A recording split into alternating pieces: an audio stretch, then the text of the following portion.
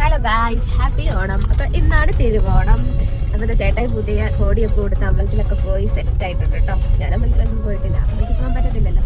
അപ്പൊ ഞങ്ങൾ ഇന്നത്തെ ഓണം മുടക്കലി വീട്ടിലാണ്, ഇപ്രാവശ്യത്തെ ഓണം. അപ്പൊ ഞങ്ങൾ മുടക്കലി വീട്ടിലേക്ക് പോയിക്കൊണ്ടിരിക്കുകയാണ് കേട്ടോ. അപ്പൊ ഞങ്ങൾ കുറച്ച് പൂവൊക്കെ വാങ്ങിയിട്ടുണ്ട്. അപ്പം അതൊക്കെ വീട്ടിൽ പോയിട്ട് അത്തൊക്കെ ഇട്ട് ഇനിയിപ്പം സദ്യയൊക്കെ കഴിച്ചിട്ട് ഞങ്ങൾ തിരിച്ചു വരത്തുള്ളൂ കേട്ടോ. അല്ലേ ചേട്ടൻ? അതെ ഗൈസ്, ഞാൻ നേരത്തെ വരും. അപ്പം ഞങ്ങൾ രാവിലെ തന്നെ വീട്ടിലെത്തി അത്ത ഇടാൻ വേണ്ടിയിട്ട് തുടങ്ങാൻ കേട്ടോ.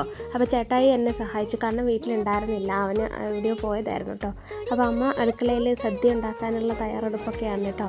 അത് കഴിഞ്ഞ് കുറച്ച് നേരം കഴിഞ്ഞപ്പോൾ കണ്ണൻ വന്നു. പിന്നെ അവനും അളിയനും കൂടെ കുറേ നേരം പൂവായിരുന്നു വന്നു.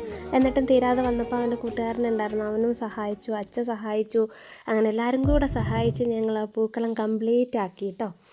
അപ്പം ഞങ്ങൾ പൂക്കളം എങ്ങനെയുണ്ടെന്ന് ഒന്ന് കമൻറ്റ് ചെയ്യണേ. പിന്നെ അത് കഴിഞ്ഞ് ഞങ്ങൾ സദ്യയൊക്കെ ആയി, സദ്യ കഴിച്ചു. അപ്പം നമ്മൾ സദ്യയൊക്കെ കഴിച്ചു. ഇന്നൊരു ട്രിപ്പ് പോവാണ് കേട്ടോ. അപ്പം ഇന്ന് ഞാനും ചേട്ടായി മാത്രമല്ല, അച്ഛൻ, അമ്മ, കണ്ണൻ്റെ നോക്കൂ, ചേട്ടൻ കണ്ടുപിടിക്കാൻ അതുകൊണ്ട് നോക്കാൻ പറ്റില്ല.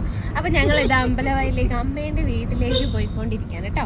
അങ്ങനെ അവിടെ എത്തി ഞങ്ങൾ ചായ കുടിക്കുകയാണ് കേട്ടോ ചെയ്തത്. ഇവിടുന്ന് സദ്യയൊക്കെ കഴിച്ച് പോയത് കൊണ്ട് വിശക്കുന്നുണ്ടായിരുന്നില്ല, അതുകൊണ്ട് ഞങ്ങൾ ചായ കുടിച്ചിട്ട് പിന്നെ കുറച്ച് നേരം ഫോട്ടോയൊക്കെ എടുത്തു. അത് കഴിഞ്ഞപ്പോൾ മാമൻ പറഞ്ഞു നമുക്കടുത്തുള്ള നെല്ലാർച്ചാലൊന്ന് പോയിട്ട് വരാമെന്ന് പറഞ്ഞു. നല്ലൊരു സ്ഥലമായിരുന്നു കേട്ടോ. അങ്ങനെ ഞങ്ങൾ എല്ലാവരും ഉള്ളതുകൊണ്ട് മാമൻ പെട്ടെന്ന് ട്രാവലറൊക്കെ വിളിച്ചു.